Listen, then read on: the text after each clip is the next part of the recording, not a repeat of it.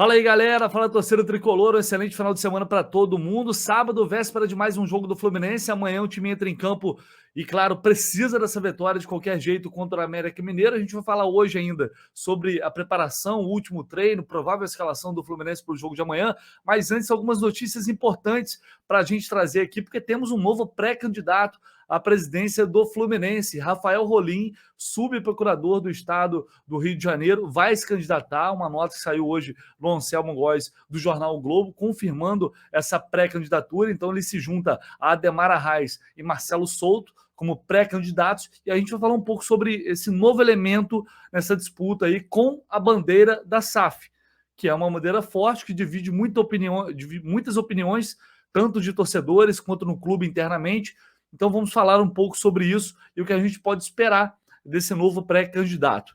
John Ares tem uma dívida aí do Fluminense em relação ao John Ares, em relação ao Patriotas, que é o clube que revelou o John Ares.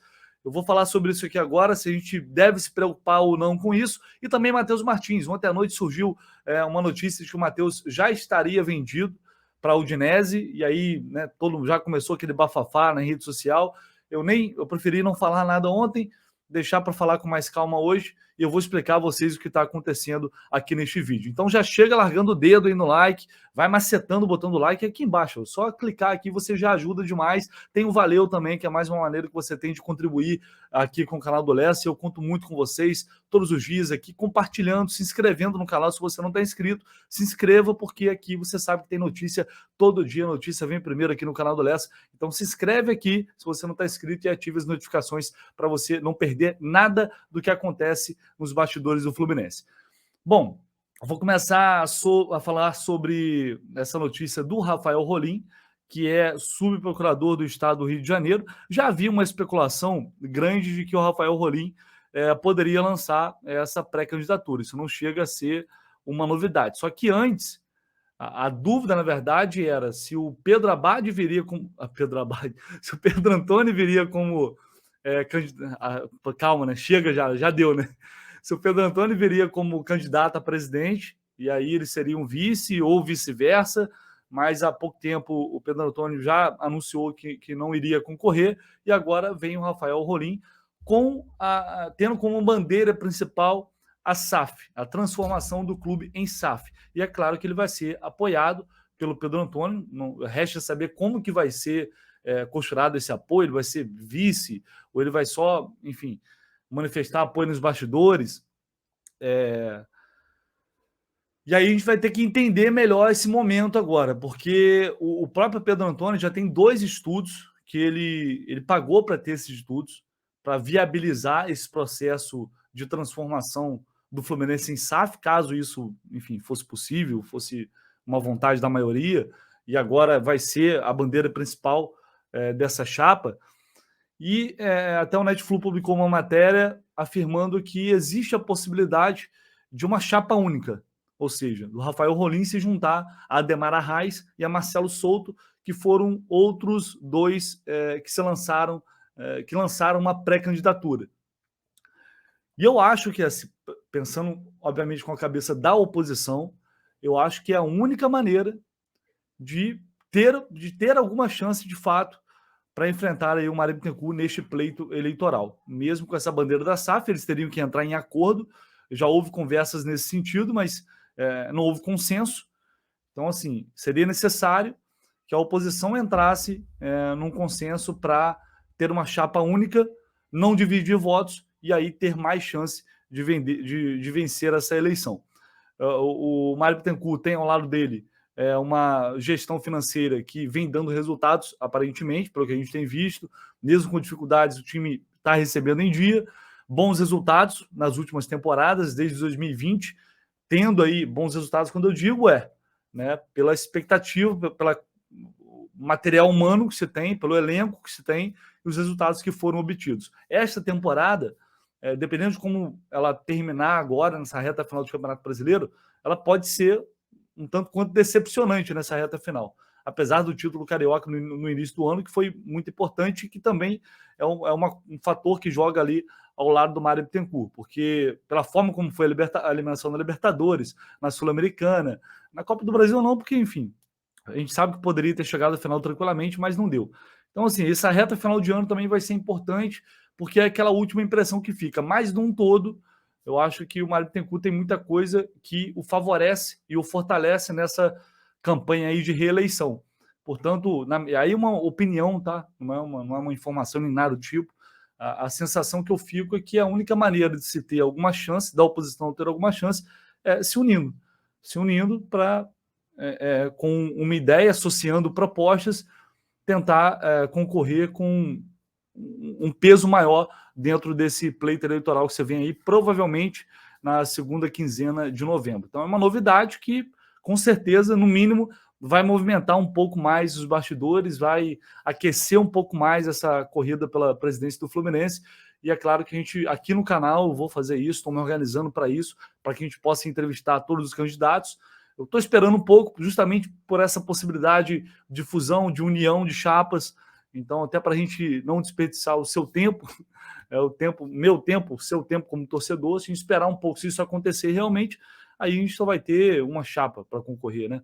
Enfim, mas até o final do mês vai sair alguma coisa certamente para que a gente possa entender, não só a oposição, evidentemente, mas também o presidente Mário Bittencourt, a gente possa entender a proposta de cada um e o que eles têm a oferecer ao Fluminense, no caso da oposição principalmente, o que eles têm de argumento para convencer o torcedor do Fluminense a ter um novo presidente, né, que não seja o Mário Bittencourt. Enfim, tem muita coisa para acontecer aí nesse mês de outubro, início de novembro.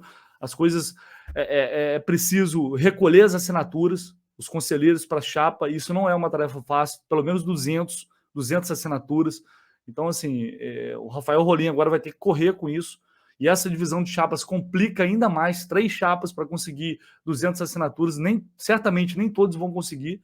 Vai ser muito difícil.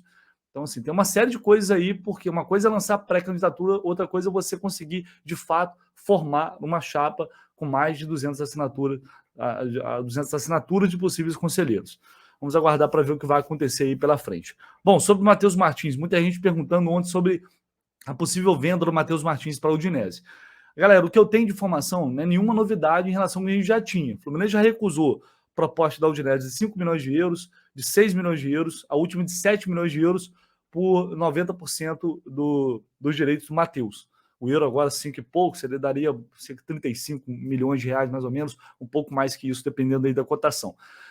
Então, assim, não tem nenhuma novidade. Ontem o Jorge Nicola que trouxe essa notícia, e eu não corri justamente por isso, porque é uma não notícia, não tinha muito o que acrescentar, mas consultei internamente o Fluminense e o que eu ouvi foi que a Udinese muito provavelmente vai fazer uma nova oferta.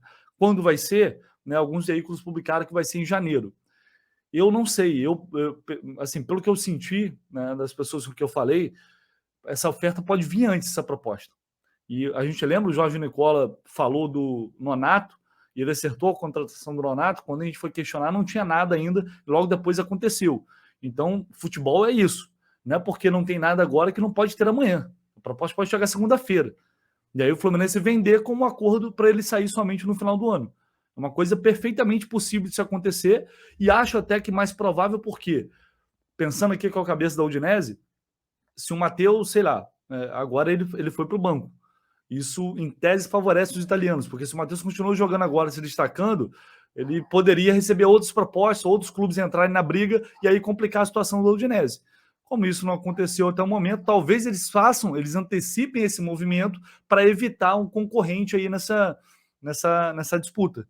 Então já acerta a contratação agora com o acordo de que ele só sai no final do ano. Que ele vai ser vendido, isso é um fato. Assim, o Fluminense está aguardando uma proposta melhor, porque sabe que, com toda essa história, que o presidente Mário Bittencourt sabe que precisa fazer o possível para conseguir uma venda minimamente razoável.